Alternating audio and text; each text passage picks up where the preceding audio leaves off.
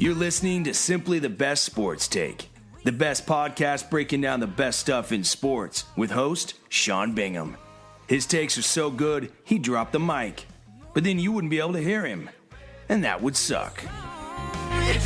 Welcome into STB Sports Take. I am your host, Sean Bingham, and you know what? It's been about 11 months since my last podcast. I know everybody's been dying to hear from me, so I am back, and what brought me back, of course, it was the NBA Finals. The same thing that I pretty much ended off on last year, and that was, of course, Kevin Durant signing with the Golden State Warriors.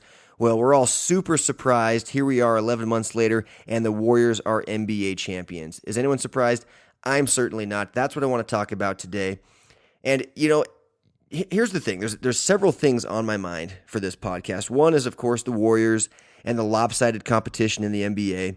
Another thing is LeBron James and his greatness and where it really stacks up against the other greats of all time and even against the current guys in the league. Again, of course, we've had the topic resurface. How good are these Warriors versus the 95-96 Bulls? Of course, last year everybody thought they were better, and then they went and lost the championship, and so, of course, they couldn't possibly be better even though they won 73 games.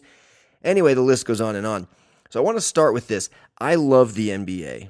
I absolutely love it. Like, whatever season it is, that's what my favorite sport is. So right now it's basketball, but in 2 months it's definitely going to be football, and it'll remain football until about January. And then in January, my favorite sport becomes basketball again, or probably February.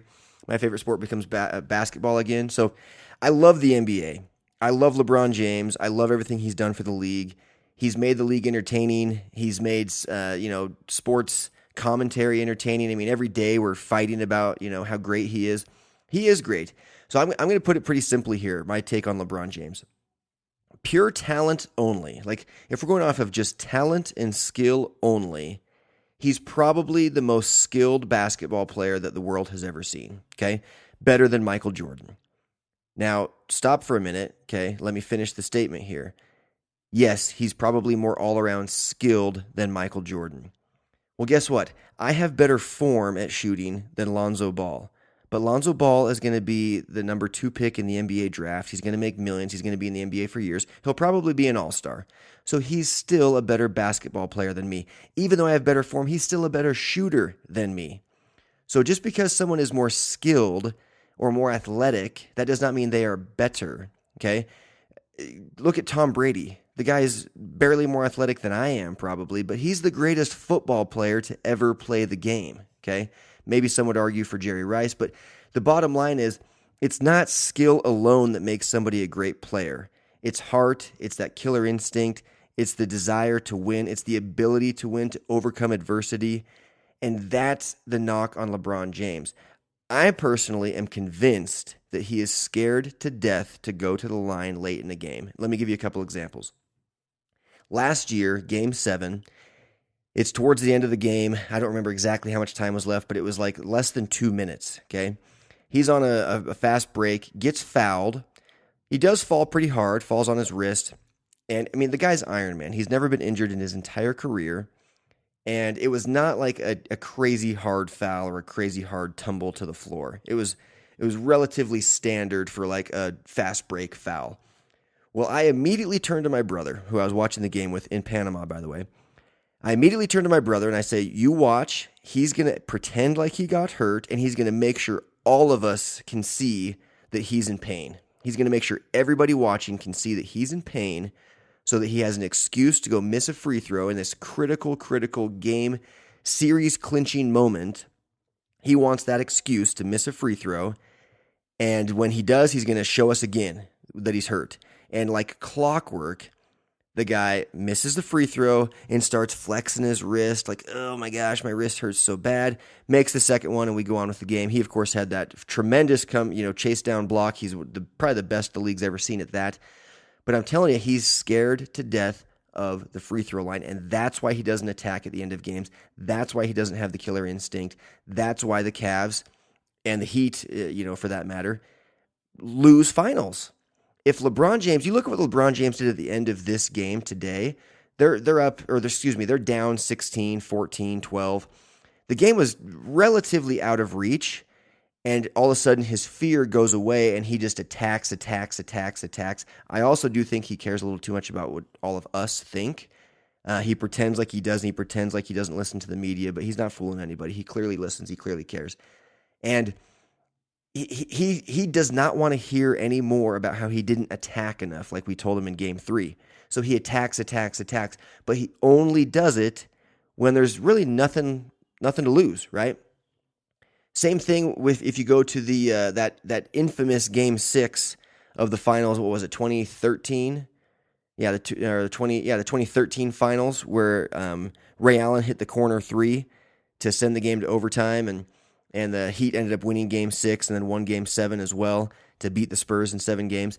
If you look at that finals or that game, LeBron clanked a very critical three, and then when they were down and the game looked like it was out of reach, he hit a three. Again, there's nothing to lose on those shots. There's nothing to lose. Like, there's zero pressure.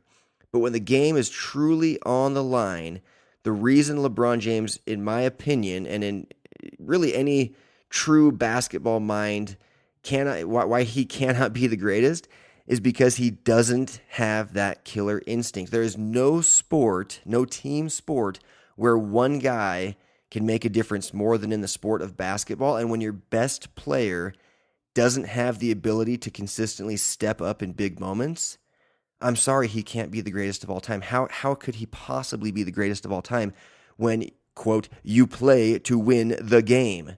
Okay? We play to win the game, and LeBron James is 3-5 in the finals.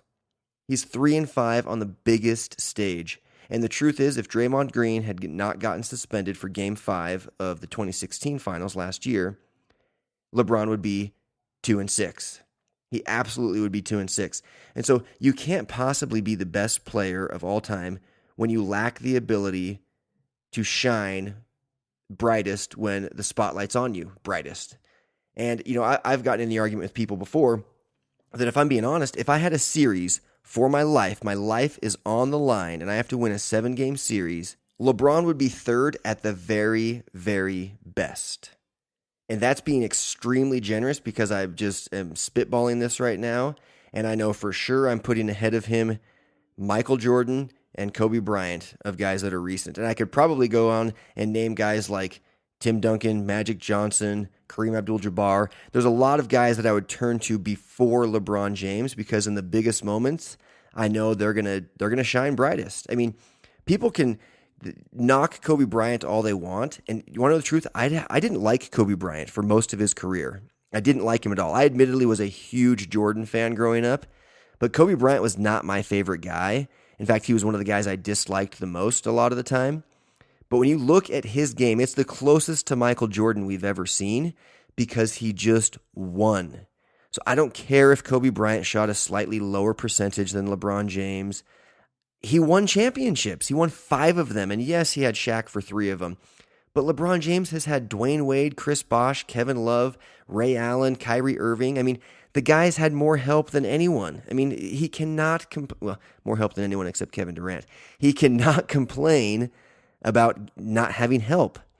Michael Jordan, this is a stat that most people do not know. Michael Jordan, in his 6 championship years, not once did the Bulls have more than 2 All-Stars. Not one time did the Bulls have more than 2 All-Stars. Michael Jordan and Scottie Pippen. Nope, not Dennis Rodman. Nope, not John Paxson. Nope, not Steve Kerr. Nope, not Tony Kukoc. No one, not Horace Grant. No one else was an all-star in those 6 championship years except Michael Jordan and Scottie Pippen. So no one has had more help than LeBron James. He's had 3 all-stars with him, or two with him, so 3 total on the team, for pretty much every year for the last 7 years. I think there was 1 year where Kyrie didn't make it, LeBron's first year back with the Cavs. But, I mean, he's had plenty of help, and so he can't be the best. I'm sorry, he just absolutely cannot be the greatest of all time. So let's just appreciate him for what he is. He's an extremely talented, extremely smart and intelligent and skilled basketball player. He's probably the greatest athlete on planet Earth right now and has been for close to a decade. So let's just love him and appreciate him for what he is and stop putting all of this pressure on him to be better than Michael Jordan when he's just not, and that's okay. That's okay. He's arguably not even the greatest right now. To me, he definitely is, but there are those that will say Kevin Durant is. There are those that will say Kawhi Leonard is. There are those who really don't know what they're talking about who will say that James Harden or Russell Westbrook are. But regardless, we know LeBron is among the top 2 or 3, and in my opinion, he's clearly the best player in the game right now. But Kevin Durant is not far behind him, and Kawhi Leonard is not far behind that. So he's an all-around stud. He's a phenomenal player, but he just can't be the greatest of all time. Not only that, but defensively, he's really, really good, right? Like, really good.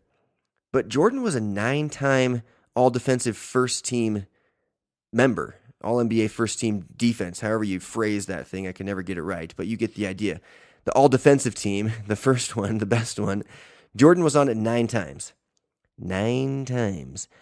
LeBron's been on it 4, and their careers are the same length so far, 14 years.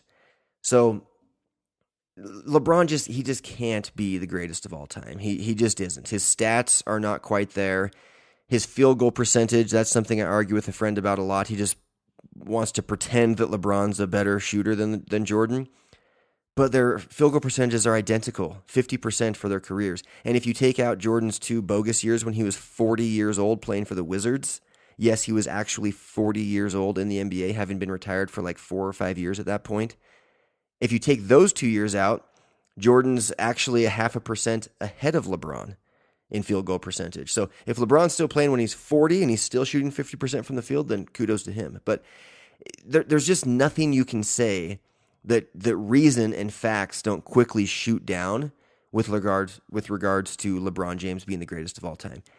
I will agree he's the most all-around skilled basketball player ever, maybe. I mean, he's definitely up there in the top 2 or 3. But all-around greats, to me, I'd put Magic Johnson ahead of him still. I'd put Michael Jordan ahead of him still. You could very, very well make a case for Tim Duncan ahead of him. Shaquille O'Neal, although Shaq had some major flaws at the free throw line, but LeBron's not a whole lot better. I mean, he's a stud, but let's just stop it with the nonsense because it's going to be very obvious when there's a better player than Michael Jordan out there. We're not going to have to sit here and find reasons why somehow, some way this guy's better when he's obviously not.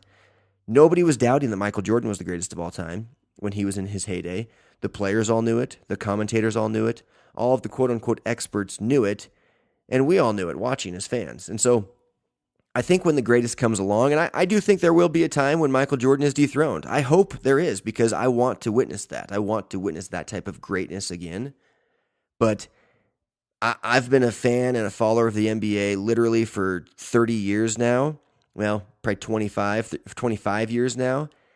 And I'm telling you, there just hasn't been a talent and a killer like Michael Jordan. There just hasn't. And I hope to see that again. Kobe Bryant's the closest we've seen, but he wasn't quite there. And LeBron is skilled, but not quite there. So let's now get into free agency. I think I've beat that horse to death. And so free agency. Here's the problem with the NBA. Did anyone even somewhat wonder who was going to be in the finals a year ago for this year? The second that Kevin Durant, even without Kevin Durant, I mean, it was fairly certain we were going to likely see the Warriors and Cavs again. But the second that Durant left Oklahoma City, the team that was up 3-1 on the Warriors last year in the Western Conference Finals, the second that he left that team that was really the only team challenging the Warriors and went and joined the Warriors, I mean, come on. It was a foregone conclusion. Barring broken legs to star players, we were going to see Warriors and Cavs Part 3 in the finals. And, of course, we did. I admittedly thought it was going to be a much closer series. In fact, I even said, a few different times that I thought the Cavs should be the favorites. I knew that they weren't and that they wouldn't be. But to me, their roster, just looked really, really good on paper. They just don't, they had guys that didn't perform and they have guys that don't show up unless they're at home. J.R. Smith did play a great Game 5, but other than that, he had, the 2 home games where he played well, but that was about it. Korver is, he just didn't show up really at all. Darren Williams, you can see why he's had a hard time finding a home ever since he left the Jazz. I mean, They just didn't. Their guys just didn't step up. You can't blame LeBron for the loss. I do think that when the best player and the reason you got to where you got, when that person and that thing disappears at the end of games, like he did in Game 3, I think that you can blame it on him, because it's like, that's what got you there. And now all of a sudden it's just gone. Now all of a sudden it's standing 6 feet behind the 3-point line watching Kyrie do his thing, hoping like crazy he'll make big shots like he did last year. So I do think that some of it falls to LeBron. In fact, a lot of it as the leader and the best player. But the fact of the matter is, getting back to the Warriors and the free agency, the NBA is too predictable. I love the NBA, and it's just too predictable. I was just in a Twitter battle earlier tonight with a guy who's saying, I tweeted, this can't possibly feel as good as winning it all when you don't have the most lopsided super team in the history of the league. And the guy writes back, lopsided? Without KD, the Cavs win. And I just simply replied, ... but they do have KD. That's the point. Like, the Warriors do have Kevin Durant. Of course it would be a different story without Kevin Durant. He's the second best player in the world, alongside the arguably 4th and 6th and 7th best players in the world. I mean, they had 4 All-Stars. The Warriors had 4 All-Stars. I just got done telling you how Michael Jordan never had more than 1 All-Star teammate. Kevin Durant had 3. 3 others. 4 All-Stars were from the same team. I mean, the NBA has got to do something about that. There's got to be some sort of change that gets made.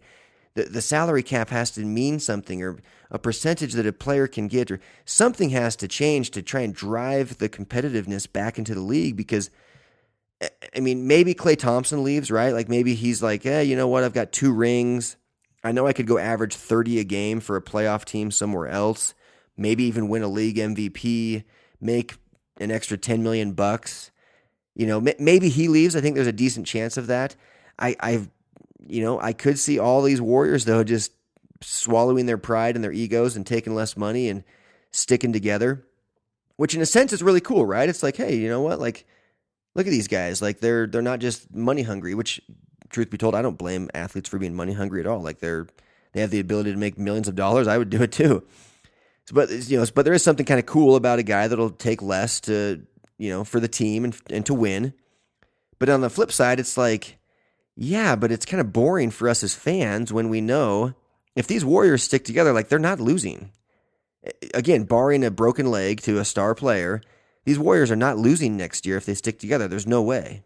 Like, maybe the Cavs could add, I hear this chatter about trading Kevin Love for Paul George. I mean, I guess that's not going to beat the Warriors, though. There's no way that's beating the Warriors. It gets you a little bit closer. I mean, that's the argument. But, and then the Celtics might get Gordon Hayward. And, I mean, come on. Isaiah Thomas and Gordon Hayward are going to beat the Warriors? Yeah, right. And that's coming from a diehard Jazz fan who loves Gordon Hayward. Like, that's not happening. There's no team that's going to beat these Warriors unless LeBron and Chris Paul go and join the Spurs or something. I could see, if something crazy like that happens, then maybe. But even then, it's like, I mean, Kyrie's better than Chris Paul, especially when you take into account age. So I just don't know what guys can do. I mean, the Cavs are the closest team to beating the Warriors, and we just saw how close they really are. Not at all. They lost in 5 games, and they were blown out in all 4 of their losses. I mean, it's just not. I mean, tonight wasn't a blowout, but they lost by 9, but it was more than, it was like 14-16, with just a few minutes to go. It was a good close game, but in the end, the Warriors are just too much, and so the league's got to do something about it. I've had the idea of literally eliminating like the bottom 6 teams from the league, just saying you're gone, adios, and that way you get rid of like the. I don't know how many guys there are on each, whether 15 guys on each squad. I'm going to try and do some quick math. I mean, if you say you did get rid of the 15 or the six worst teams, you'd get rid of 90 players, right? If my math is correct. 90 guys, the 90 worst guys in the league would be out of jobs, which would suck for them. But then all of a sudden you'd have a lot of these super teams, because that's what the league clearly wants, right? We just want super teams. We just want more Warriors and Cavs out there. And so you'd have more of those types of teams that would naturally, get formed and equally have a chance to win. But right now it's just kind of a joke because we just know exactly what's going to happen. And Anyway, so get back to this Twitter battle I had. This guy responds after I say, but they do have Durant. He says, what, you just want teams to not try and win? And I said, no, I definitely do. I just want the NBA to not be predictable a year in advance. Give free agency a few weeks to play out, and I'll let you know who's in the 2018 finals. And I stand by that. Come middle of July, I'll gladly go on record and say, here's who's going to be in the finals next year. And I'd bet $100, $1,000, whatever's a good amount, that I would be right, barring some major injury. That would be the thing. You never know when injuries are going to happen. You don't wish them on anybody, and you hope that the stars can stay healthy because they're the ones that make the league fun. But that would be the only thing to derail these Warriors. Once free agency happens, maybe we see something crazy happen, and that's why I say you got to wait till free agency happens, and then we'll know what's going to happen next year. And so I just wish the league could do something to kind of change that a little bit. And what's funny is these super teams started. I look back at the 2008 season. That's when Kevin Garnett went to join with Ray Allen, went to join Paul Pierce in Boston. That was like the start of like the quote unquote big three and the super teams and all that, right? And I know in the 80s, the Lakers and the Celtics were doing their thing with super teams, but the league was totally different back then, and there were fewer teams, there were fewer athletes. It was just a different thing. Michael Jordan came on the scene, changed the league. All of a sudden, basketball became the popular sport. Kids wanted to play basketball. Obviously, since he left, now that's shifted, and best athletes that are kids are probably playing football, but maybe with concussions and things like that, and LeBron James, things shift back to basketball. I don't know. But anyway, the point is that super teams really started in 2008 with those Celtics, and it worked. They went from like dumpster fire garbage team that won like 17 games or something crazy like that. People with bags over their heads in the stands, fans, in Boston, like with bags over their heads, not wanting to watch the display that was in front of them, to the next year winning 60-something games and winning the NBA championship. And Kevin Garnett screaming, anything's possible. Yeah, anything's possible when you join the best players in the league and win games. And that was the thing with KD tonight. It's like, what's he going to say? He just joined a team that won 73 games last year. Like, what's he going to say that's so inspiring to us? Like, hey, kids, like, go join the best of the best, and you can also be good. Like, what are we supposed to learn from this? What's the takeaway? So the Celtics started in 2008. 2 years later, LeBron's like, I kind of like that. We're going to go do that in Miami. So 2010, he gets Chris Bosh. They go join D. Wade. And like everybody knew what was going to happen down there. Well, actually, I thought they'd win 4 straight if he was only going to be there for 4 years. They did go to the finals 4 straight times, but only won 2 of them, which is a complete joke if you look at the roster they had, especially that first one against the Mavericks. But anyway, so LeBron, as like the clear leader in the NBA, the clear best player, the face of the NBA, once he did it, in my opinion, the floodgates just opened for everybody to do it. It's like, you know what? I want a ring. I'm going to go do this young. And so KD, the second best player in the league, follows suit and even says LeBron James is the one who paved the way for guys like me to feel comfortable doing this, to go join quality, talented teams to win a championship. And so you could blame LeBron James for what's happening in the NBA right now with the lopsided competition, the lack of parity.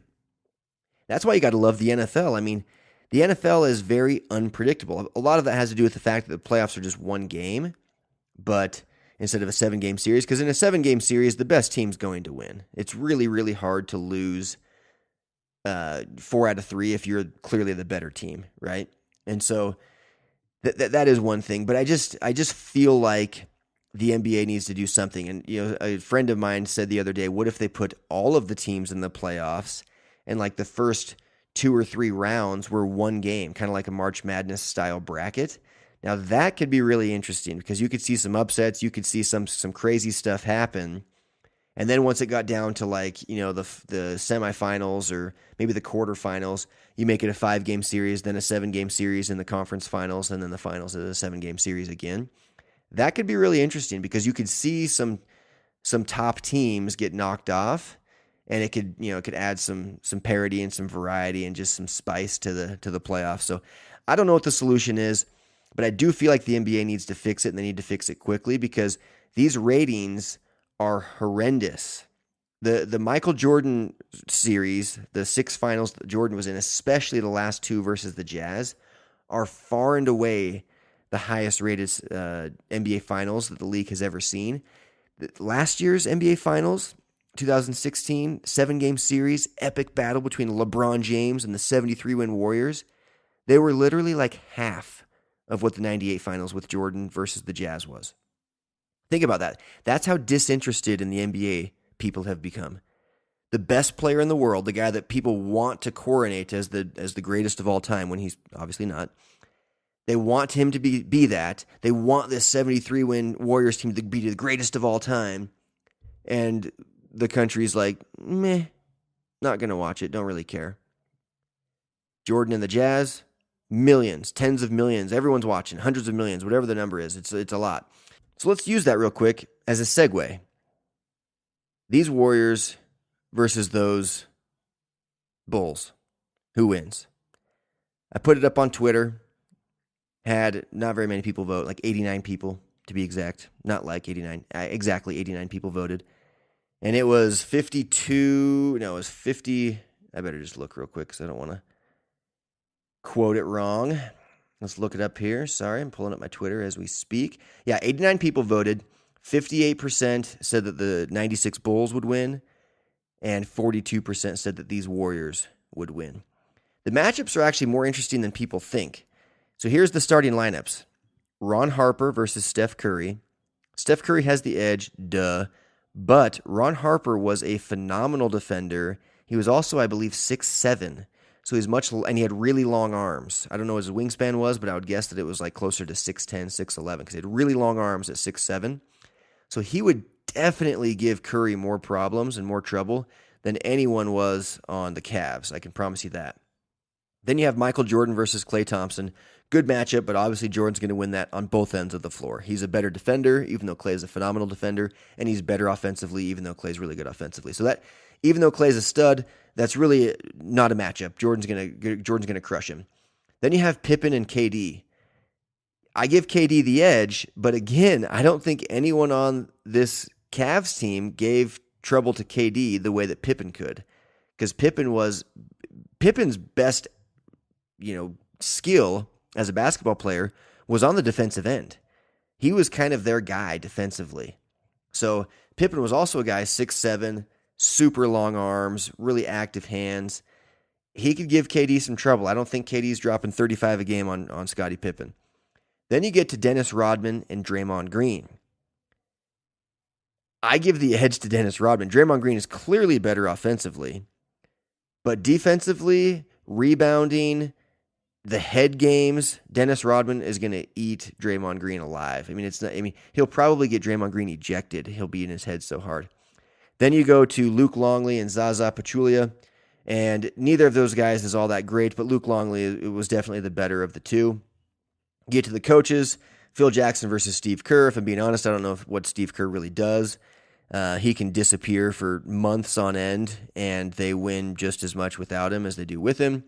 So I would give the edge to Phil Jackson there.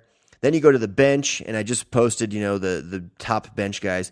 Tony Kukoc, Steve Kerr, Bill Wennington for the Bulls, and then Andre Iguodala, Sean Livingston, and David West for the Warriors.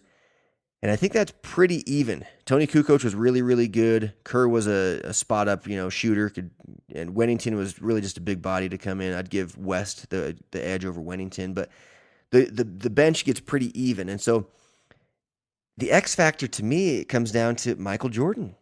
I'm not betting against Michael Jordan. I'm just not going to do it. So my money would be on the Bulls, and I think they'd probably win quicker than people think. I think it could even potentially be a 5-game series, probably 6 or 7. But I don't even think it matters what era you play the game in, which is what everyone wants to argue, right? Well, is it in the hand-checking era or is it in this 3-point era? I don't think it really matters. I think the Bulls win, and here's why. If it's in the hand-check era, then I don't think it's even a question that the Bulls win in about 5 games, because they're going to be able to guard these guys in a way that they've never been defended before, and all of the Bulls are already used to being defended that way. Jordan dropped 30, 35 a game with all of that defense cued on him, hand-checking him, fouling him hard.